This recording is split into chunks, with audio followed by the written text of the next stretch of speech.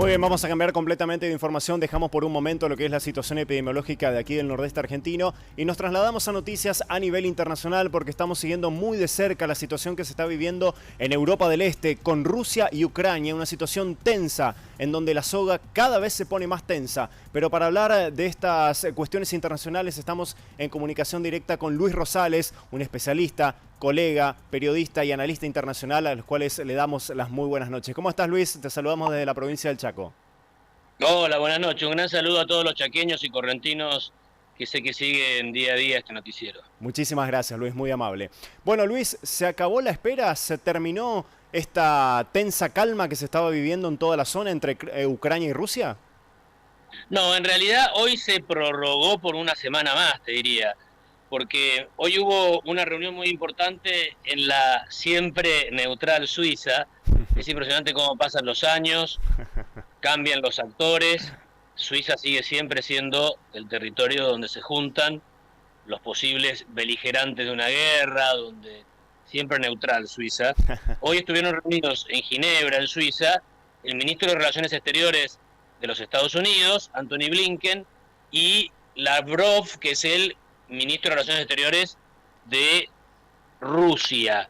Y allí el ruso, un halcón si los hay, los dos diplomáticos de larga trayectoria, los dos, pero uno muy halcón y otro muy paloma, para decirlo de alguna forma que uno Claro. puede identificarlo.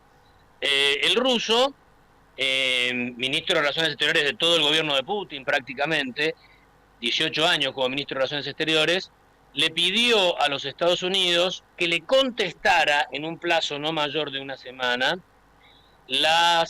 una serie de exigencias que Rusia establece para normalizar la situación y tal vez descomprimir, retirando las tropas de la frontera con Ucrania.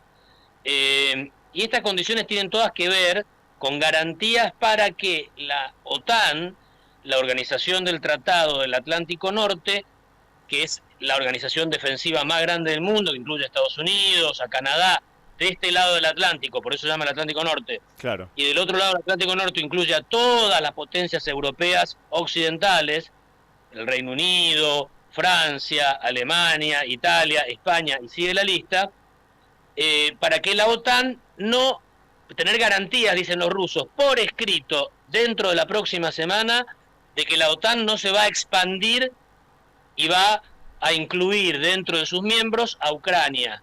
Ese es el tema central, la molestia central de los rusos. Los norteamericanos le contestaron que ellos no podían influir demasiado en la decisión soberana de Ucrania si es que Ucrania quiere ser parte de la OTAN.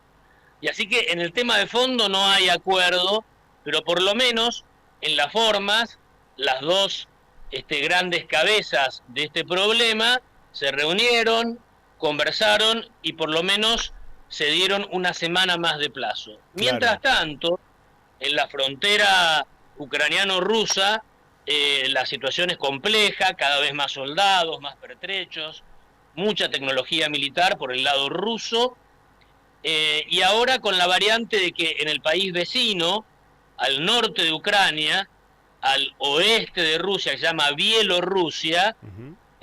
de un aliado de Putin, gobernado por un dictador que es aliado de Putin, por Lukashenko, este país decidió realizar maniobras militares muy coincidentes con los rusos, lo que le permitió ingresar al territorio bielorruso una gran cantidad de hombres, de soldados, de tropas rusas.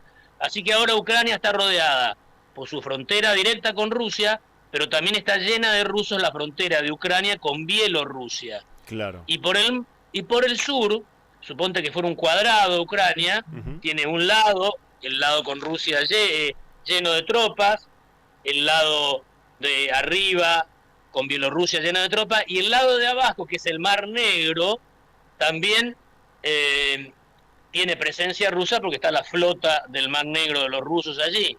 Así que la situación en el territorio está complicada, en los escritorios de negociaciones, en las mesas de negociaciones, por lo menos hay una semana más de posibilidad de paz, ¿no? Claro. Luis, y a todo esto, Ucrania, ¿qué es lo que quiere? Porque me recuerda a Polonia en los albores de la Segunda Guerra Mundial, digamos, ahí en una puja entre dos bloques muy bien definidos. A todo esto, Ucrania, ¿qué plantea? ¿El favoritismo de ingresar a la OTAN o una especie de rechazo a esto? No, no, no. Los ucranianos en su mayoría quieren ser parte de la Europa occidental. Hay una minoría ucraniana que tiene origen ruso. Hay una larga tradición de los rusos de poblar los países vecinos con Claro, rusos, por supuesto. cosa que después tengan como una población favorable a sus intereses, ¿no? Pasó de la época de los zares, siguió con la Unión Soviética. Ucrania y Rusia tienen una relación compleja, te diría.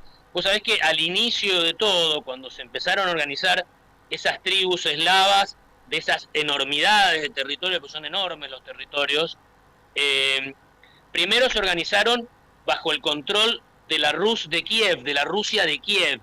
Después vinieron los mongoles, invadieron toda esa zona y a los mongoles los derrotaron desde Moscú, la Rus de Moscú, Moscovia. Entonces, primero toda esa zona estaba bajo dominio de Kiev, la capital actual de Ucrania, después bajo el dominio de Moscú, la capital rusa, como sabemos. Así que hay una cosa muy intrínseca, muy vinculada. Ucrania fue muchas veces parte del Imperio Ruso, con los zares, de la Unión Soviética, era una de las repúblicas soviéticas, pero ahora es un país independiente, fue país independiente entre las dos guerras del siglo XX, y ahora es un país independiente que tiene su propia criterio, soberanía.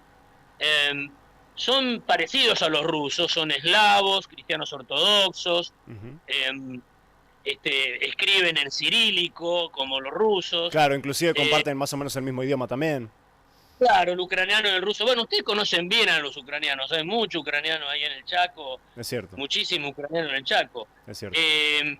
Pero bueno, son un país soberano, más que soberano, ultra soberano, que tiene derecho a decidir según la comunidad internacional, y este es el argumento de Estados Unidos y de Europa Occidental, tienen derecho a decidir su destino y si forman parte o no de un bloque de defensa, de una organización de defensa como la OTAN. Los Claro. rusos se oponen a ello. Luis, agradeciéndote mucho por tu tiempo, la última y cortita. ¿Se puede decir entonces que se está viviendo en la zona una tensa calma por el momento?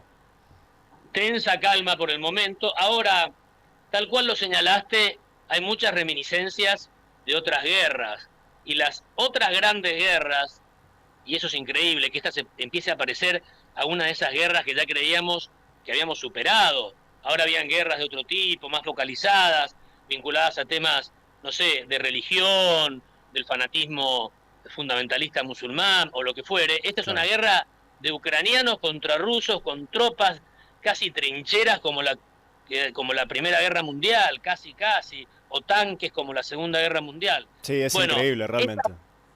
estas grandes guerras tradicionales del siglo XX, unas masacres fueron, la Primera y la Segunda Guerra Mundial, se iniciaron por circunstancias parecidas a esta, que después van escalando y después provocan un efecto dominó.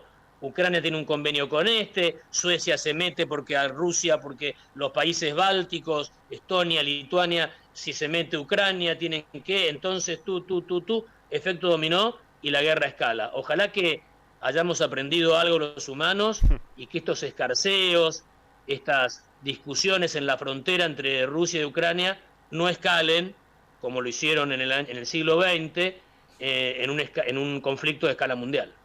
Luis, eternamente gracias, muy agradecido como siempre por vos. Con vos un placer hablar de estos temas allí con tu sabiduría, así que muy amable. Un gran saludo a todos los chaqueños y correntinos. Muchas gracias, Luis.